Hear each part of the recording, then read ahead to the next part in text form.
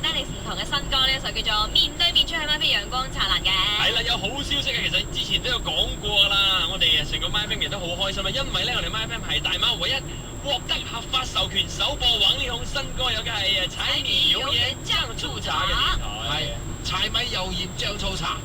呢首歌嚟㗎。唔係，你就係睇嗰個作曲咧，就即係力宏自己本身啦。作詞咧係許若瑄，咁啊稍後咧喺9點鐘呢個時段裏邊咧係可以聽得到㗎。嗰首歌可以改個 short form 嘅名嘅，叫做開門七件事。係啦，冇錯啦。有鹽醬醋茶。咁當然啦，MyFM 非常之榮幸啦，成為大馬唯一咧，即係合法擁有呢一個全權、有呢個版權嘅 rights 去播呢一首歌嘅首播。係啊，仲係全球大首播嗰隻。係啦，即係好奇怪一樣嘢，即係而家出邊咧盜版非常之普遍啦嚇。我諗到有啲電台咧都做緊呢個盜版嘅呢一回事，真係令人有啲失望㗎咯。咁啊係嘅，咁好多時候要尊重翻呢個版權呢樣嘢啦，係咪？授權版權究竟乜嘢咧？有啲電台知唔知嘅咧？選擇正版，選擇買 FM。係啊，呢行唔知會唔會傷心咧嚇？